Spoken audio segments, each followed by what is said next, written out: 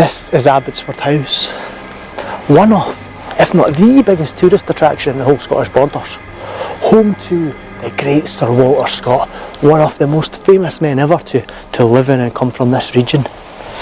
But these days, it seems we're obsessed with Scott the man, his building projects, his life, and the fact he went to debt building this place. We seem to forget about Scott's body of work, the books he wrote about the Scottish borders. So what I want to do in this video today is investigate one of those novels, find out how much truth was in it and how much of it was based around here in the countryside of the Scottish borders.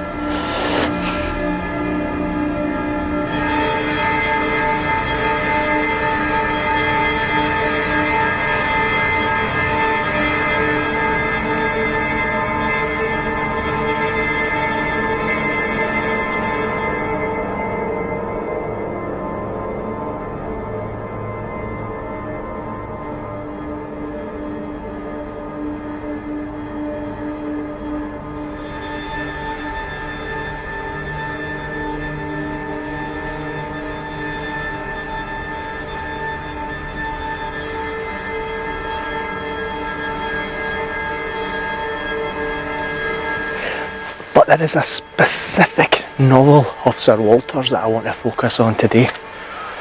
A rather obscure book with some real dark themes. And it's a novel known as The Black Dwarf.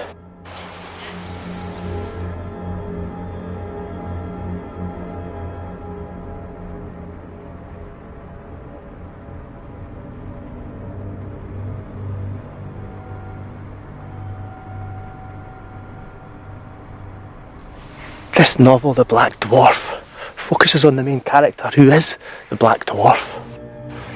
A man who is perceived by the religious fanatics of the day to be a harbinger of demons and evil spirits because of his deformities. In this day and age, there wouldn't even be deformities. He's a dwarf and he's got huge feet. He's pushed to the boundaries of social life because of this. But there's more to the character than that. He's got superhuman strength and he's an extreme intellectual. And this story is based around this guy. But what I want to investigate today is, was the Black Dwarf real? And did he reside somewhere in the Scottish borders?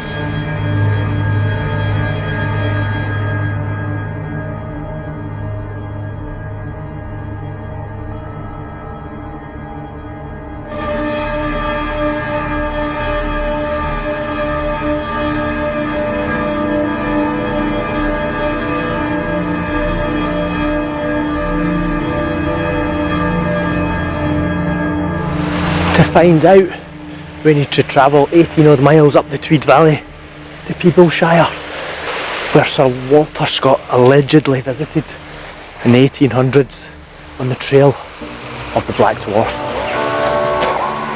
The Black Dwarf, the Dwarf, the Black Dwarf, the Dwarf, the Black Dwarf, the Black Dwarf, the Black Dwarf, the Dwarf, the Black Dwarf, the Black Dwarf, the Black Dwarf, the Dwarf, the Black Dwarf, the Black Dwarf, the Black Dwarf, the Dwarf, the Black Dwarf, the Black Dwarf, the Black Dwarf, the Dwarf, the Black Dwarf, the Dwarf, the Black Dwarf, the Dwarf, the Black Dwarf, the Dwarf, the Black Dwarf, the Dwarf, the Black Dwarf, the Black Dwarf, the Black Dwarf, the Dwarf, the Black Dwarf, the Black Dwarf. But the other legend I want to touch on the Black Dwarf is, did the story of the Black Dwarf inspire J.R.R. Tolkien to spawn another legend, the legend of hobbits and the Lord of the Rings? The Black Dwarf, the Dwarf, the Black Dwarf, the Black Dwarf, the Black Dwarf, the Dwarf, the Black Dwarf, the Black Dwarf.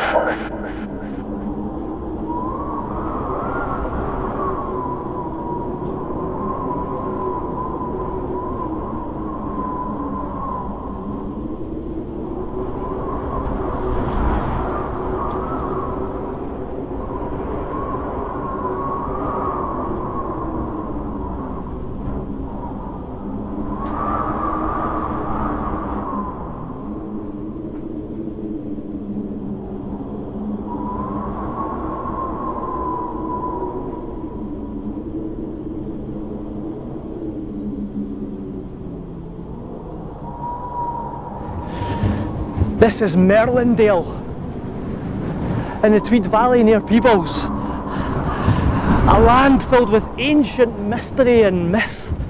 King Arthur and Merlin, Romans, Druids. But what I want to do today is tell you about a more modern myth, an 18th century myth. Because this is the land of the Black Dwarf.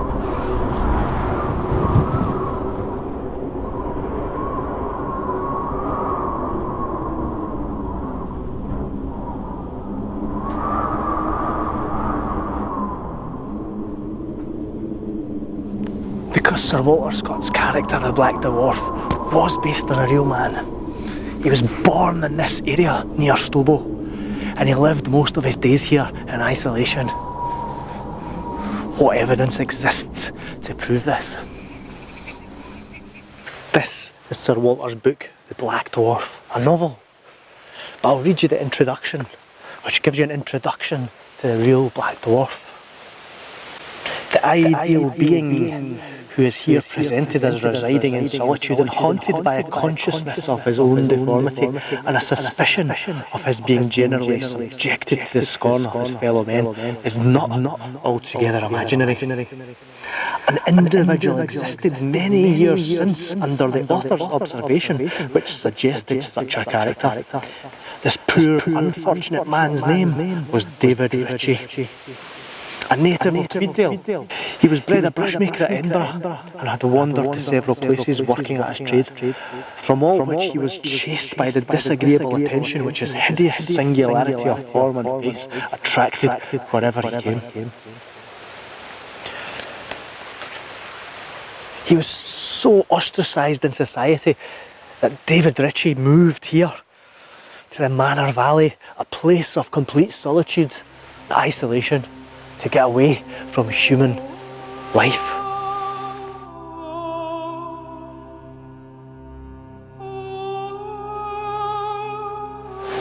The statue is kind of hidden, it's certainly not a tourist attraction. In fact, it's on private property, so you really can't just be strolling in here, you need to get permission. But I think at one point at the release of the Sir Walter Scott novel, this perhaps was a bit of a tourist attraction. So the owners of the house have moved it closer for security reasons because people were taking chips off it. Let's go and see if we can find it. Really looking forward to seeing this statue. Does he bear a resemblance to hobbits or Lord of the Rings mythology? Let's find out.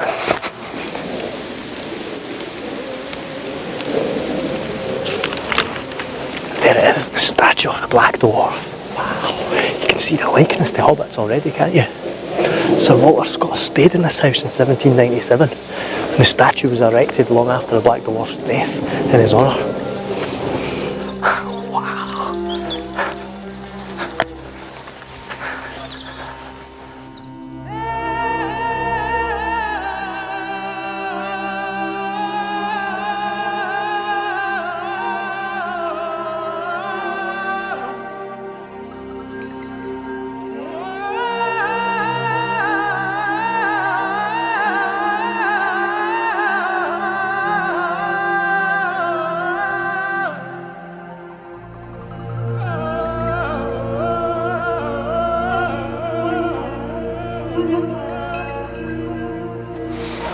So this is it, the ancient statue of David Ritchie, the Black Dwarf, the real Black Dwarf. You can see where the hobbit comes from, his big feet and his staff and his tiny stature. But I'm glad that there's something in this area to remember him by. Such a tortured soul.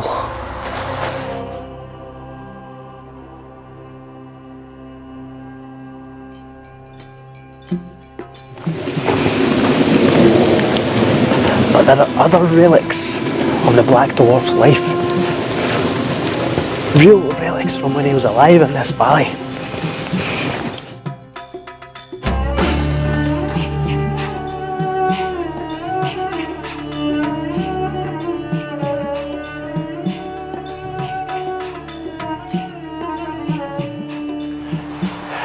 This huge standing stone in the dike, just as you enter the Manor Valley, is known as the Black Dwarf Stone. Legend has it Such was the strength of the Black Dwarf that he pulled this ginormous stone from the river at the bottom of the hill there and pulled it all the way up to its current site. Believe that if you will, but that's the legend. Wow.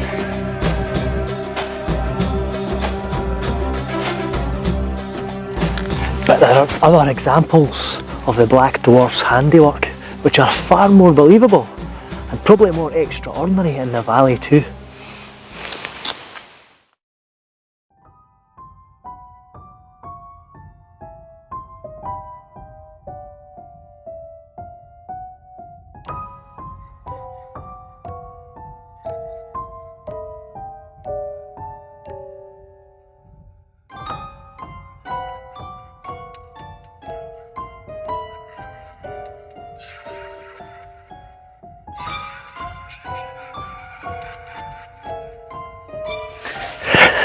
This is the Black Dwarf's cottage.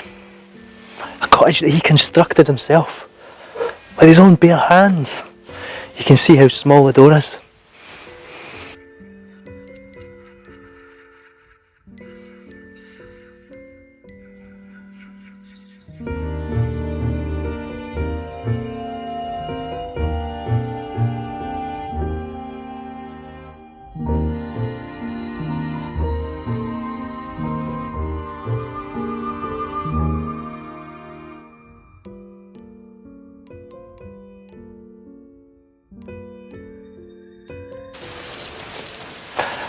And he even has his initials above the door here, DR 1802. Think that.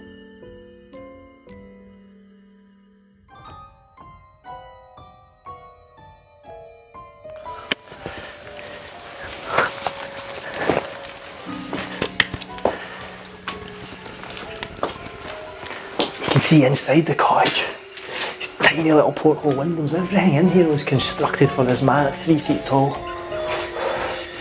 This was where Sir Walter Scott met David Ritchie.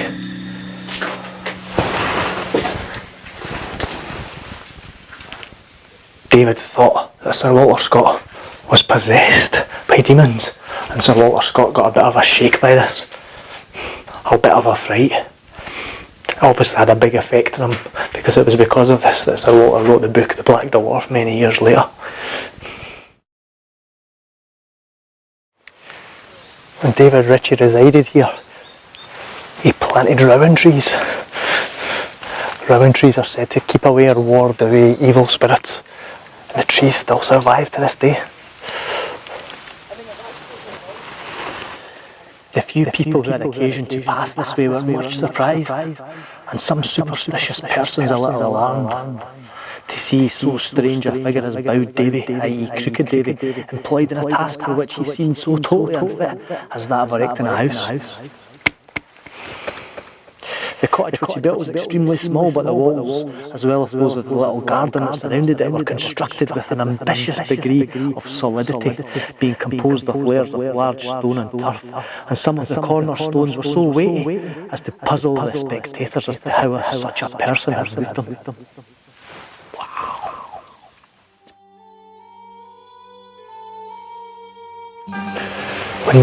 When David Ritchie, the Black Dwarf, died in 1811, he was buried here in Kirkton Manor churchyard. Let's go and see if we can find his grave.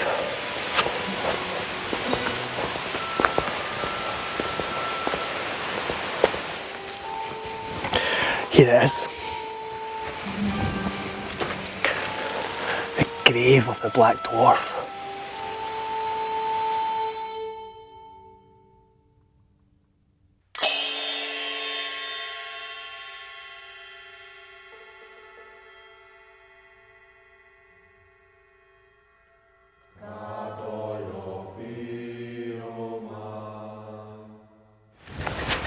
You can see the rowan tree planted behind David's gravestone there, same as what was planted at his house to ward off evil spirits. He was a very superstitious man, and that's what he wanted. A few years after it was planted, the rowan tree died, so the council planted another one to replace it. But the one the council planted also died, and when that one died, the one that was planted on David's request grew again. Even after his death, his life was filled with superstition and myth.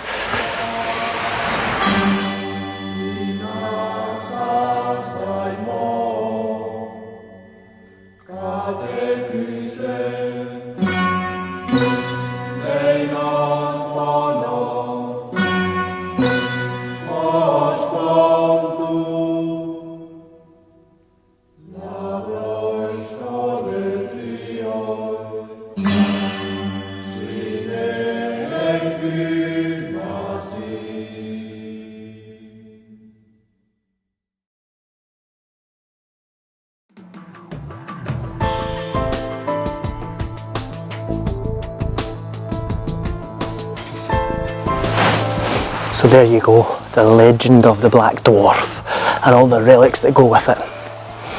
So if you have any interest in Sir Walter Scott and you're here at Abbotsford researching his life, why not go out in the countryside and research some of his stories too? Because the Black Dwarf is only one of hundreds.